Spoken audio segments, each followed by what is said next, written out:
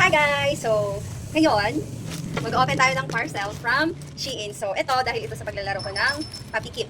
So, ilalagay ko mamaya yung video or screen recording kung paano maglaro ng Puppy Kit. So, naglaro ako ng Puppy Kit for almost January, February, March, April. Hanggang May.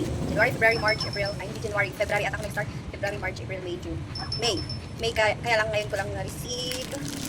June. So, ayun. Naglaro ako ng Puppy Kit.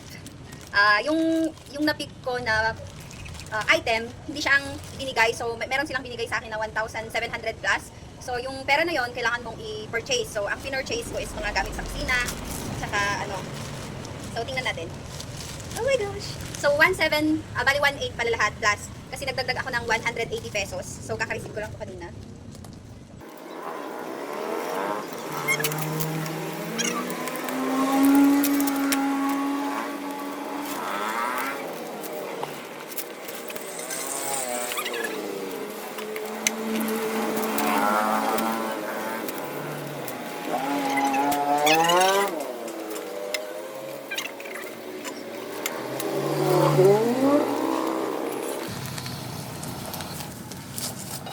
Oh my gosh! Eto na! Oh my gosh! Ay! Ang mahulog! Ayan. Ito yung takip. May mga ganito siya. Lagyan natin sa box mawala. Ayan. Tara! Saka na-fix na na. Next tayo.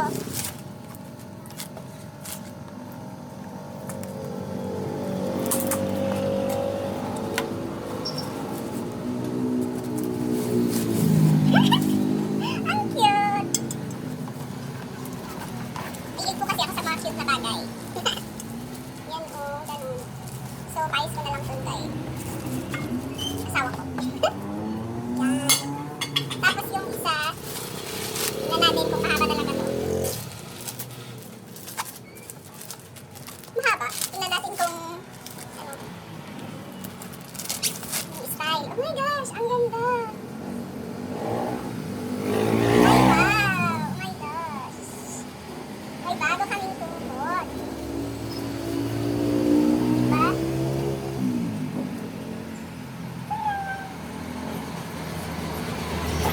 So, yun lang guys. Share ko lang yung nilalaro kong Puppy Kit. Legit po pala siya. Akala ko nung una baka scam lang. Pero, oh my gosh, thank you Lord.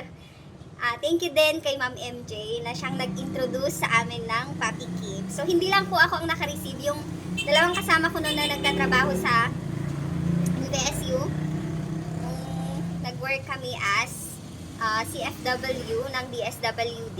Naka-receive na din sila nung item nila. So, hanggang ngayon, naglalaro pa rin ako ng Puppy Kit. Kailangan lang kasi masipag, tsaka kailangan everyday na naglalaro ka ng Puppy Kit para makuha mo yung item mo. So, yun